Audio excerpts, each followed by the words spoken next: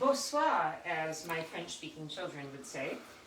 We are tonight getting back to Cucina Quarantena. I know it's been a while, but yeah, first of all, I've been tired. I did, how many tours? 8 tours this fall, so I took December to sleep.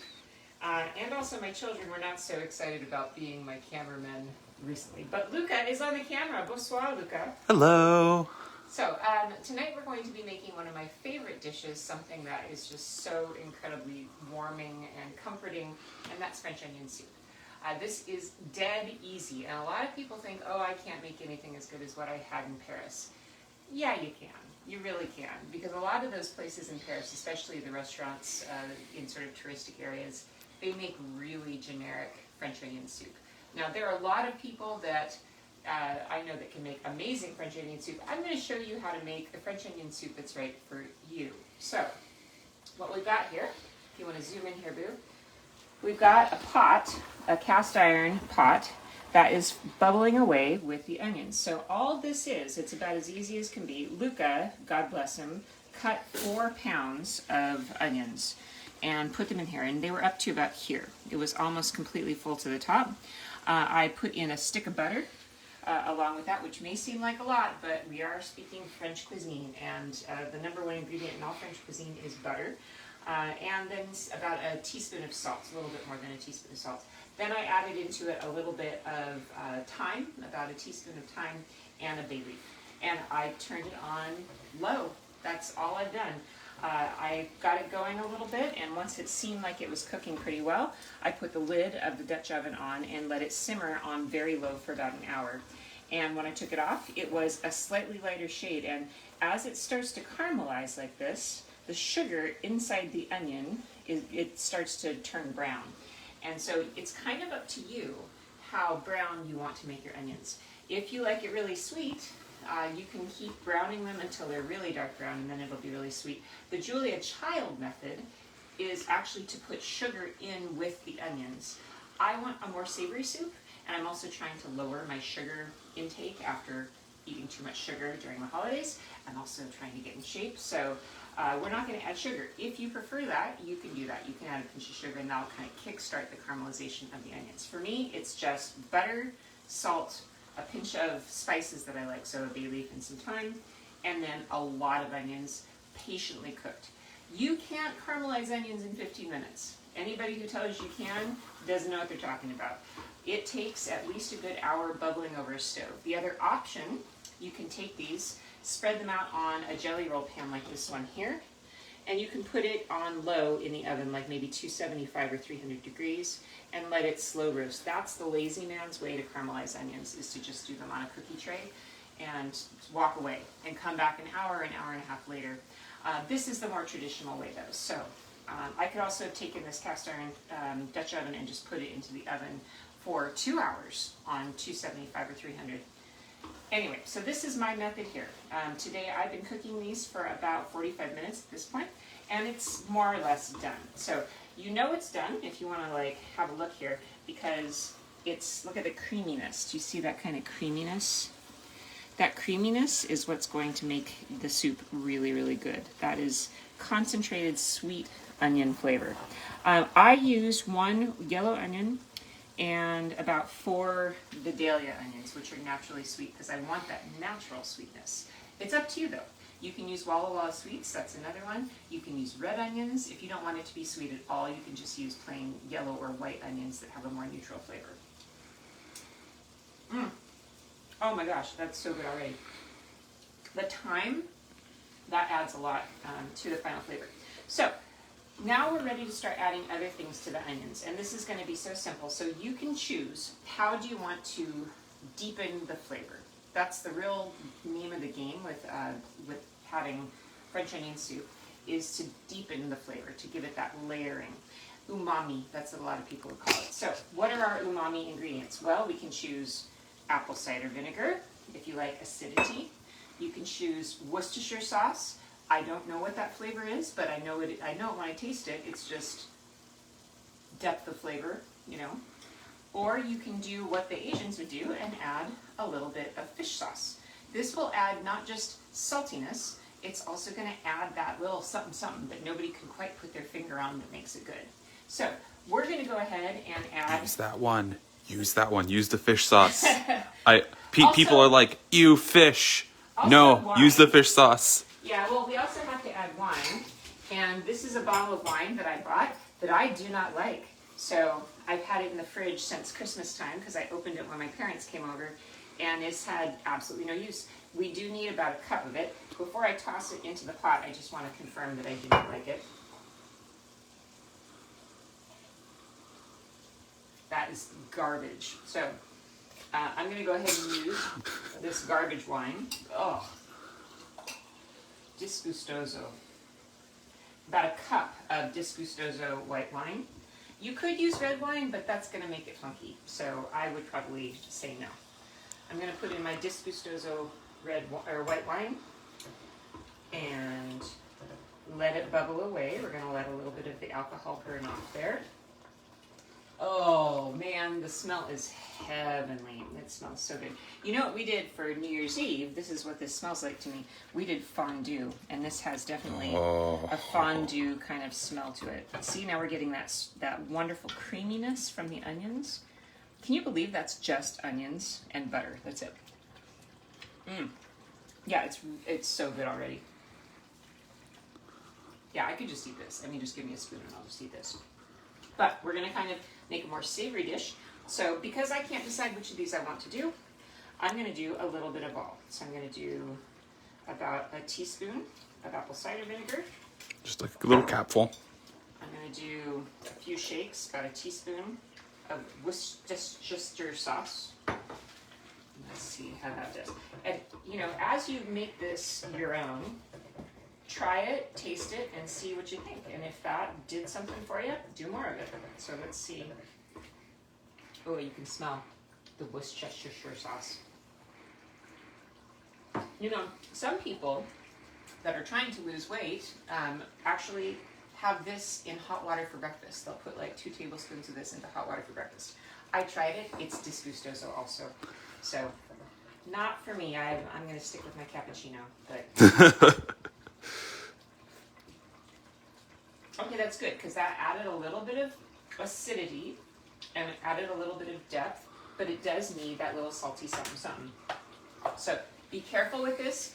If you don't like fish, it's okay. It doesn't taste like fish. It smells gross, nasty, awful. Like belly button goo or maybe toe jam, teenage boy socks, something like that.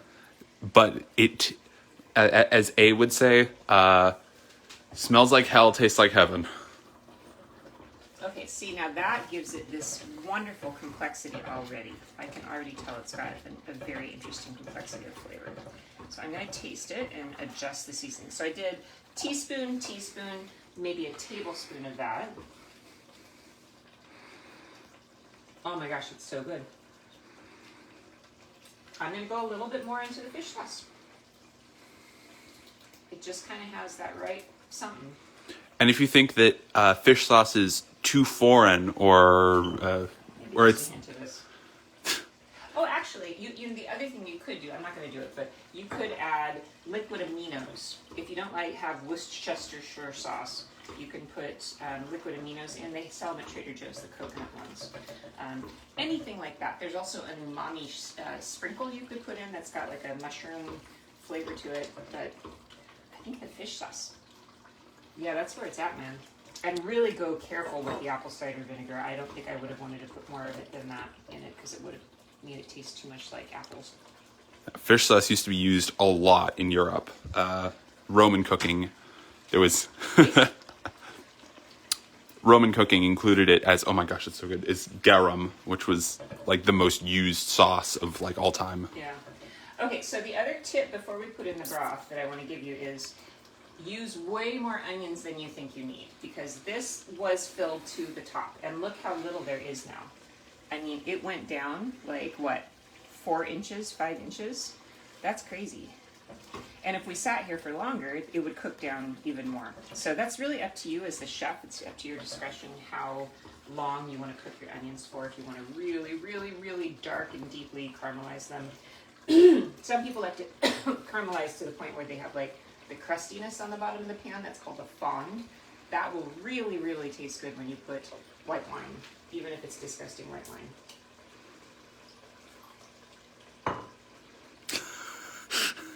She hates it so much, she needs to have another sip. Ugh, well, I gotta get rid of it somehow. Terrible. Okay.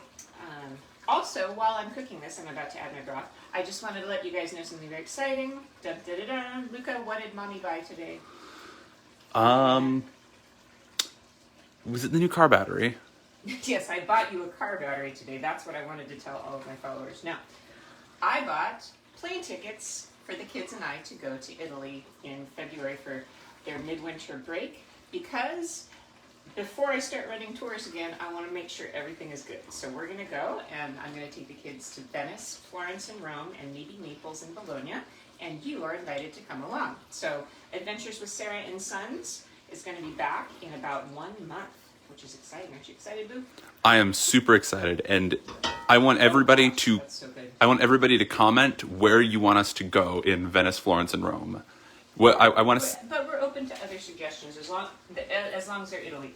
So the reason we're going to Italy is that the plane ticket was $550, the same price as flying to Hawaii or Mexico, and I chose Italy because I'm kind of chicken to go anywhere else. I'm going someplace where I speak the language, where I understand what needs to happen. So it's a little bit, I don't know if I could call it a cop-out, but it's going to be a beautiful vacation. And my kids have never been to the Uffizi and the Vatican and all the great museums, so you guys get to come along with us as I show my kids around some of the famous sites. All right, so now that we've got that bubbling away, it's time to add our broth. Now, most people would say heat up the broth first, but I'm lazy. This is prime rib broth that I made with the leftover bones from our Christmas prime rib. And it is, I cooked it in my Instant Pot. I put it on high pressure for an hour and a half 3 times, and then I let it sit on slow cook for 2 days. So it is about as flavorful as you're gonna get. It smells wonderful. And it also has some of the leftover spices from the prime rib rub. So theoretically, this should be possibly the best soup in history. Possibly. All right. So now is kind of a judgment call because I still have beef broth left, but I don't want to water it down too much. I want there to be plenty of onion. So I don't know. What do you think, Boo? I think that there's other dishes that we could make that we could use the rest of the beef broth on. Okay, so we're going to save the rest of the beef broth. Now, beef broth is a really tricky thing because to get beef bones, it's actually quite expensive. You can make this with chicken broth or stewed chicken bones or just canned chicken broth. You can use canned beef broth as well, but it's just not the same. I'm a big fan of making your own broth because then you can adjust the flavors to whatever you want. In this particular broth, I had the seasoned bones from our prime rib. I threw in a head of garlic. I put in just some other spices that I like to make sure that it had the kind of flavor that I was going for. Okay, so this looks amazing. Dang, yeah, that's flavorful. So we're gonna let that heat through until it's bubbling. So let's turn the heat way back up. Get that nice and going. And now we're gonna turn on the oven and we're gonna broil and get that nice and heated up. What we need to do now is prepare the cheese and bread. So these are cool if you've never seen them. They have them at Costco and they are par-baked sourdough bread. Now for this you could use anything you want. I choose a sourdough bread because it's got a little bit more body to it. If you use really fluffy French bread, it's going to get completely soggy and it'll sink to the bottom of the bowl. So you want to choose a bread that's got some to it so that it doesn't sink. So it can take that cheese topping. Some recipes just put cheese on top. Some people take chunks of bread and they don't put slices, they put cut up bread. In Paris, I've had it a bunch of different ways. It's usually stale bale bread that they use. So if you have stale bread, that might even be the best case scenario. So I think, what do you think, Luca? Should we do slices or should we do chunks? Let's do chunks because then it'll be easier to scoop up from the top and like break off into. Okay, so your wish is my command. So we're gonna do cubes. And like we said, the traditional one is to do a little bit thinner slice than this and just float it like this, which is very precious, but we're not going to do precious. We're going to do hearty, because this is our dinner. You know, this is the whole thing. We're not serving this to tourists. We're serving this to our mouth. So we're going to cut up some chunky chunks here. Ugh, look at that. I got to replace these knives. These knives are like 20-some years old. But hey, they still work. Can you believe that? This knife is older than you. By a lot. Seriously? Yeah, I think I bought this knife in like 1996. And it doesn't even have a tip anymore. But they're Henkel's knives, and I hate to get rid of them because they were not inexpensive. Okay. So we have our chunks, and let's see if I divide it into 3. How many chunks do we get per bowl? 1, 2, 3. Yeah, I think that's nice. So it's just enough to kind of cover it. Now the bowls that you use for this, you want something that's bake-proof. So these were given to me by my mom for French onion soup. You don't need French onion soup bowls, but you can use your soup bowls, but just make sure that they are oven-proof. I have all Fiesta ware in my kitchen that I got 20-some years ago, and I love it because you can put it into the oven, but not all bowls can be heated in the oven. Just make sure they're clean. Dusty. Okay, so next thing we're going to do while we're getting this to temperature is we're going to grate our Gruyere. Now Gruyere is a Swiss cheese from the, you got it, Gruyere region of Switzerland, and this is what fondue is made of. We had fondue for New Year's Eve. It's this and Emmentaler, kirsch, a little bit of garlic, some butter, and that makes a wonderful fondue. So when I smell it, it smells like fondue. You can use other cheeses because this is really expensive. So you can theoretically use like a good Parmesan, shredded Parmesan, even the shredded Parmesan that they have at the grocery store, you could use. The problem is that's not going to give you that tang. Other cheeses are not going to give you that exact same flavor. So if you're trying to replicate a Parisian style French onion soup, you do need the Gruyere, I'm sorry to say. A chunk like this is usually about $15 or $16. Here's a hot tip though, Costco. Costco had a huge platter full of different cheeses, and it was about 20 bucks, and we got about 4 different cheeses. So I saw that and grabbed it specifically for this, but the kids have been very much enjoying snacking on the goat cheese and, what was it, taleggio, and a few other kinds of nice cheeses. So we'll get this shredded. How much you put on there is up to you, but I think that it needs to be pretty dripping. You know, you could, if you're a little bit of a miser or you don't want to spend $15 on this much Gruyere, you can get a smaller block of Gruyere and then mix it with some other cheese. You could mix it with even something very neutral like a Monterey Jack, and that will probably do the trick. It won't be quite as good, but you know, less expensive if you're trying to save some money. How much cheese is the correct amount of cheese for to top a bowl? Ha ha ha. That's a great question, Luca. How much cheese do you think is the correct amount? I think that a thick snowfall. A thick snowfall. I think that you're right about that. So let's see what we've got. Yeah, is that enough for 3? 1? No, I don't think so. I would say more, don't you think? Yeah, I think so. We are cheese fans in this house, though, so. The absolute just pile of cheese that the Sicilian kids would put on their pasta. Oh my gosh. We do love our cheese. Okay, and really, you have to think of it this way, that this makes it a complete meal, because you've got your beef broth, your meat, your onions, your vegetables, you've got your cheese, your dairy, so French onion soup could kind of be considered like a full, complete meal. Okay, so let's give this thing up here.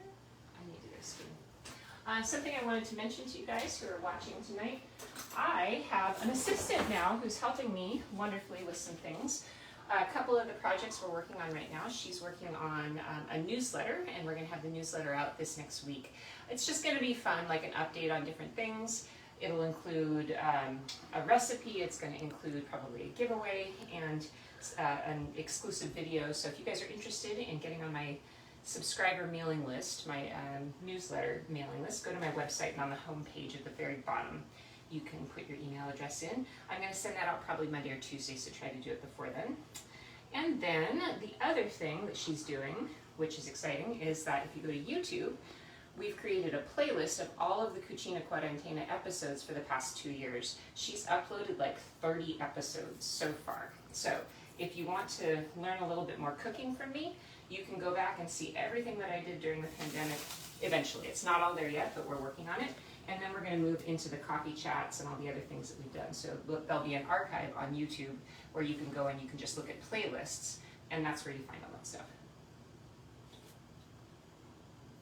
It's not bad. Would you like to try it, Luca? Oh, yes, please. What do you think? Oh my gosh. Jeez, that is... Now, it's not overly salty, but that's okay because the cheese is going to make it salty. Because usually I would want to have it salted exactly right. This is a little undersalted in my view. I don't know. I actually think it's just the right amount of salt. Do you think? I do.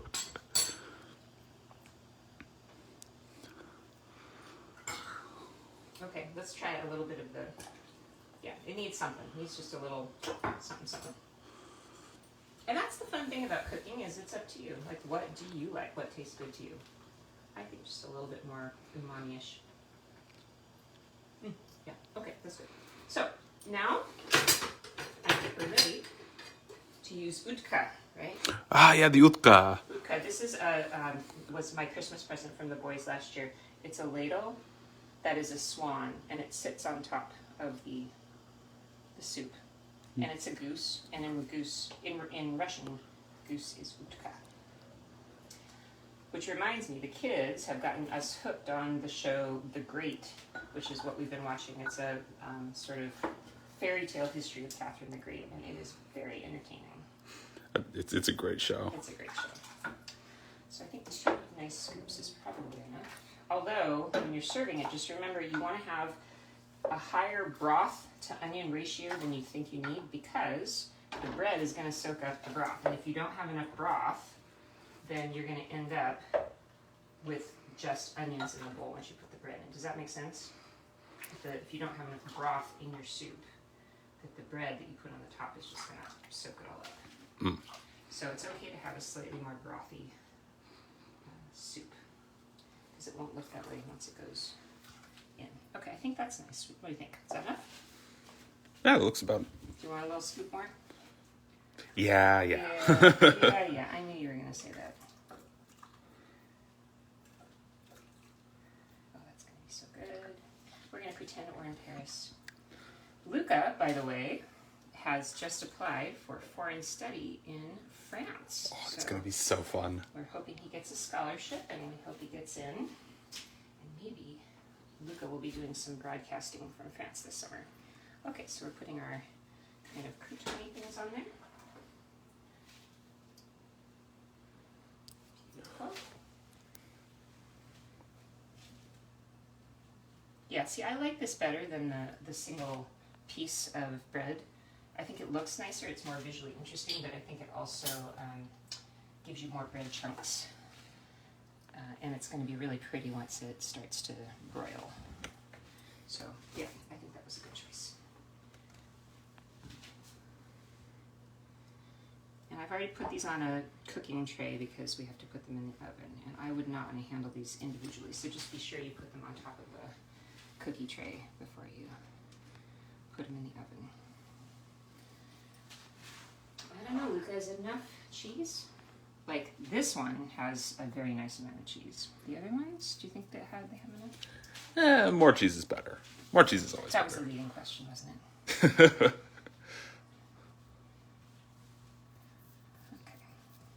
I think it should be like a delicate snowfall. Right? Or should it be like an avalanche? I would prefer avalanches, but I'm not sure if if the viewers would be particularly pleased with a heaping pile of cheese. Yeah, it is going to melt though. I think the idea though should be that it's a blanket that covers all of the croutons. We don't want any bread showing.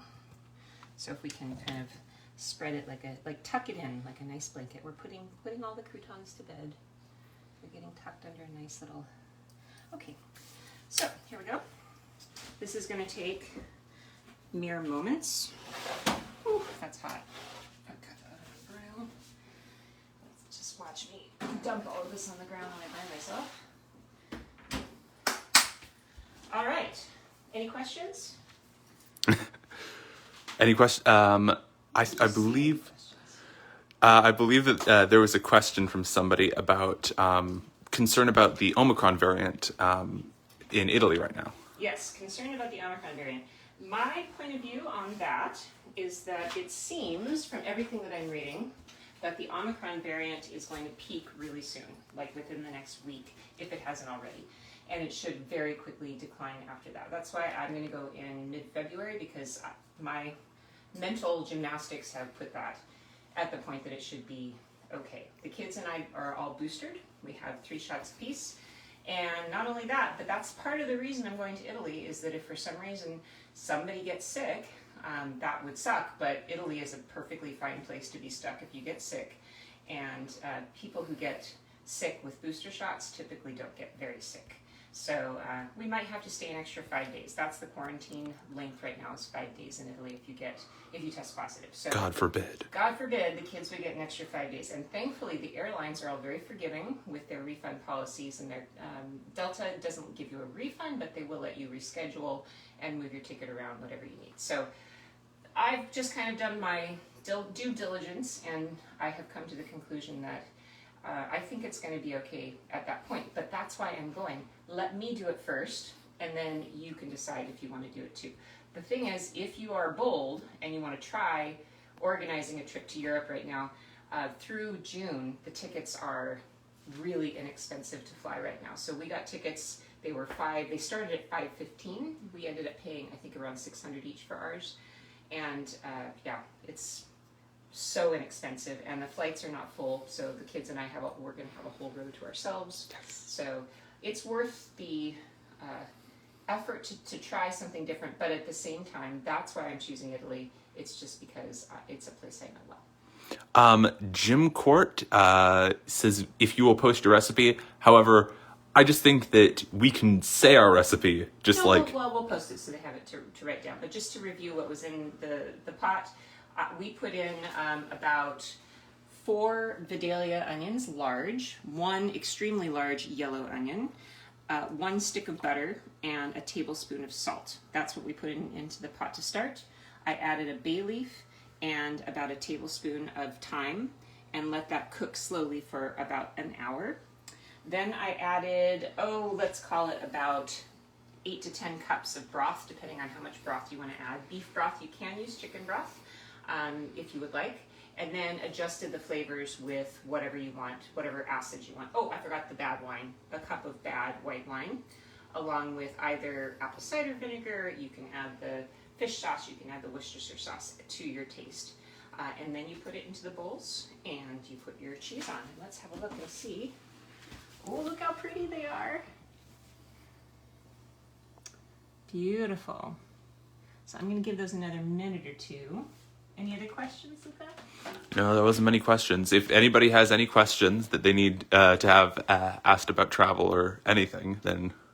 So just as a reminder, those of you who follow me on Patreon, we are going to have a Patreon meeting on Thursday, and I'm going to do a slideshow on my recent trip to Jordan and Wadi Rum and Petra, which was marvelous. And I have some wonderful pictures and some video and some clips and things you haven't seen yet. Jordan is a really, really fantastic place. And hopefully I'll get my local guide, Mohammed, at some point to join us here on Adventures with Sarah for cooking and for other kinds of things, because I think Jordan is really well worth people's time.